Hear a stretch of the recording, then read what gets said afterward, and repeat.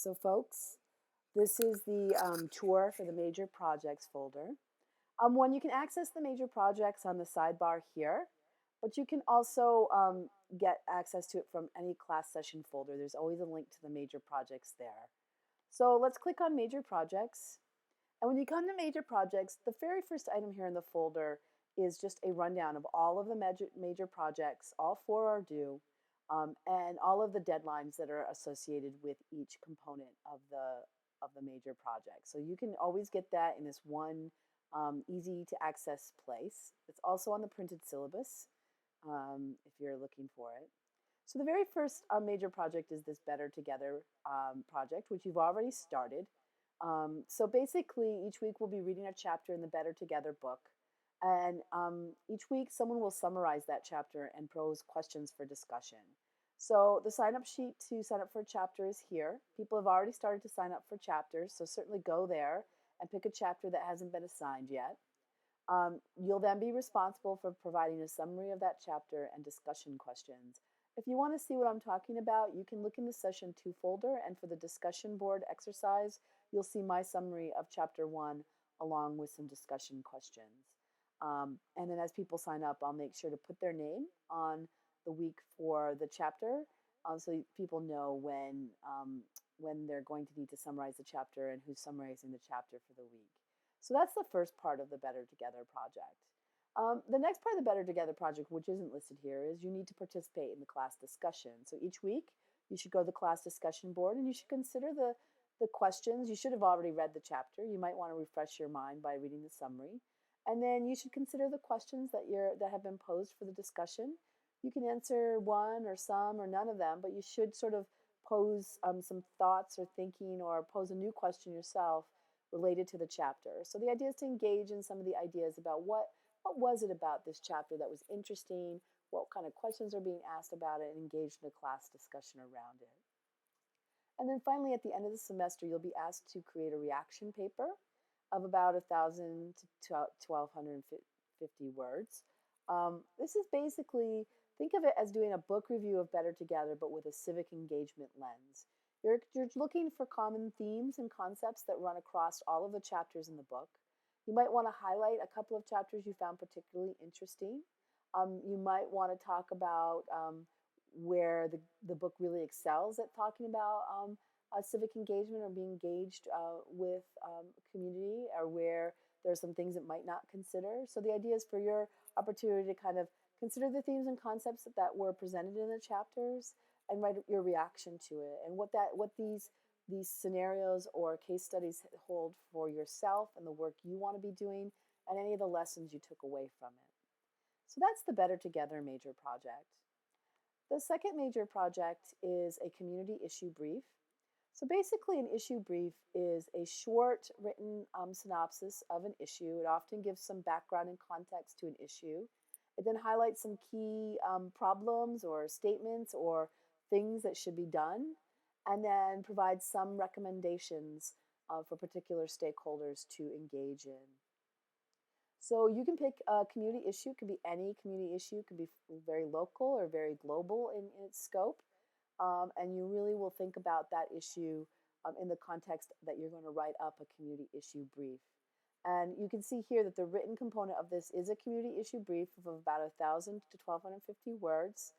There are some examples of issue briefs here that you can use for inspiration, or you can look for some others yourself. Feel free to be creative and format them nicely, and kind of add, there's slightly different components you can add to it. So that's the end goal. But before you get to the end goal, sometime a little bit before the written component is due, there's an opportunity for you to kind of share what you've been thinking about by doing a VoiceThread AV presentation as a work in progress. And so really think of this as, if we were in an in-person class, it would be you just kind of giving a status update on what you're doing, just so the rest of the class knows what you're thinking about. It's a way for you to share the issue that you're considering, maybe some interesting information you've found out about it, maybe pose some challenges that you have in approaching this issue, and maybe state some questions or concerns you still have, or gaps in your knowledge that you're exploring. And then kind of in a short 5 minutes, do that. And then this will form the basis for some small group conversations. So After you've posted your AV presentation, you'll have a conversation with 1 to 2 other members of the class, and I'll help folks figure out the mechanism for actually scheduling those conversations. The idea is to have small little conversations so you have some connection to others in the class where you can sort of share the ideas that you've expressed in your AV presentation, but also hear from your classmates, and where your small group can have a little bit of understanding of where there might be some connections, where there might be some thinking that can be added to each other's work, where there might be some group challenges that you can work through. It's kind of to give that kind of classroom feel that we lose when we're in this kind of asynchronous learning environment. And the reason that they're small is that so we can have 2 or 3, 4 little small groups that the scheduling might work out for everybody. So that's like a small group conversation. And again, I'll help you work out how to do that. We'll use the Blackboard Collaborate feature. You'll each schedule like a 45 to 60-minute conversation again with a couple of your classmates, and we'll work to see whose schedules work together. And the idea is that you will have looked at the presentations of those who you're having the conversation with, and then have a conversation about the work. And I'll provide a template for you all to kind of share with that. And then you'll submit the community issue brief. And again, there's some examples here. So following the community issue brief, there's another major project that is writing an op-ed. And this is basically advocating for change, writing an op-ed. An op-ed is often a very short little position statement, often taking an issue and then taking a very strong point of view or stand on that issue with some rationale or reasoning why you're taking that stand. Again, there is a written component here, which is actually writing an op-ed. There are some examples here of what op-eds look like, or some guidelines for writing op-eds. In addition to providing the written op-ed, I'm also asking that you provide a communication strategy for the op-ed of where would you like to see this op-ed appear, how you get it there, what would be the process for the rationale for wanting it to appear in, say, a certain publication, and that will be part of the hand-in written assignment. Just like with the community issue brief, there'll be an opportunity for you before the written component is due to share your progress on the op-ed, maybe share what the issue is, what your stance is, why you believe that, maybe test out some of the ideas about it, get some opportunity for you to ask some critical for feedback or input. So that will be the work in progress for this. And then again, you'll have another small conversation with 1 or 2 other people where you will have each looked at each other's AV presentations. Excuse me, coffee, and have the opportunity to provide feedback and thinking to each other. So that, excuse me. So that is the op-ed piece. And then the final major project is this personal engagement with the community issue. So what I want all of you to do is pick some really concrete and substantial personal engagement project that is outside of the classroom that you can actually be doing, and also relating the readings in class to. In the past, folks have done on-site volunteer work for an organization, and here I'm expecting somewhere around 30 hours over the course of the semester. It can be, basically more than just volunteering, but also critically thinking about the volunteer experience and thinking about what you're seeing, thinking about the work you're doing, thinking about the context of the issue, like taking a really kind of critical observation sort of lens to the work, and not just doing the work, but thinking about it critically and what it means. Others have done community-based research projects where they've gone out and talked to people, learned more about an issue, done observations, done surveys, that sort of thing. Other people have organized and run events like fundraising events or community-wide dialogues, those sorts of things. I think the major thing about the personal engagement project is it should be outside of the classroom.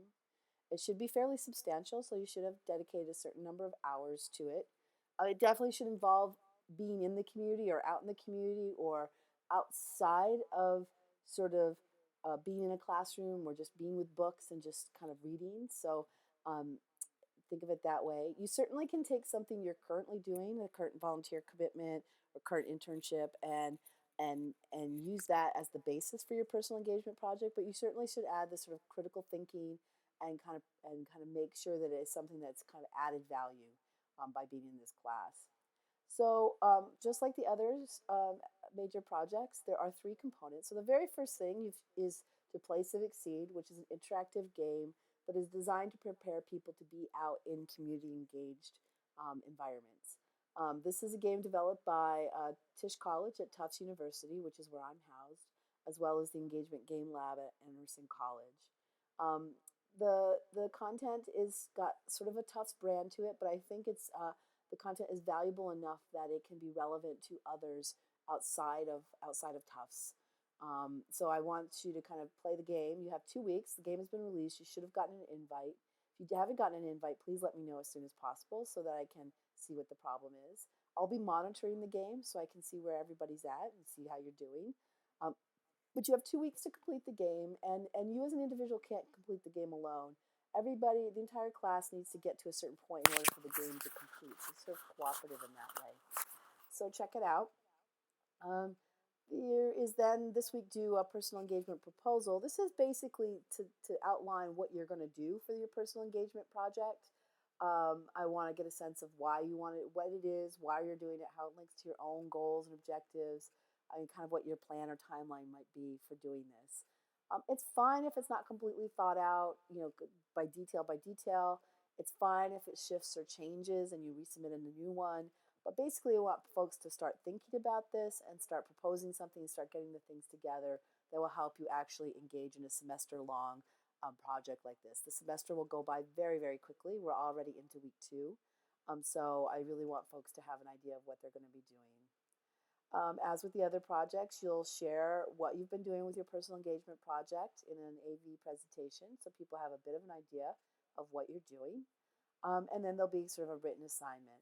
And here, this is a combination of reflection, discussion, and critical analysis. You're sort of taking the context of your personal engagement project, placing it within sort of the civic context, why you were doing it, give some reflection on what happened, lessons learned, takeaway, and sort of discussion of what it means to have been engaged in this project and what it means for your own civic engagement learning, your academic interests, and sort of your future aspirations within a community context. So certainly these are the major projects. I definitely want you to let me know if you have questions or things seem confusing or things are not quite clear or what my expectations are. I think there's a good amount of sort of flexibility for you to have some space to design things or approach these in a way. I'm trying not to be too prescriptive and to provide some space for creativity, but at the same time, I think it can be a little bit frustrating if you don't know exactly what's being expected. Just so you know, like all of the projects and assignments in this class, you can submit things, and if they seem incomplete or not quite fleshed out, um, that's not your only opportunity. I will often give a grade, and if it's not the full grade points, you always have the opportunity to revisit it and flesh it out and respond to comments and resubmit to get a better grade. It's a little extra work on your part, but you should know that students who can keep with the revise and resubmit process, if your desire is to get full points for an assignment, you will get those full points if you keep with the process of revising and resubmitting. Um, so that's the rundown of the major projects. I hope this was helpful. Again, let me know if you have any questions or concerns, and here's to a great semester.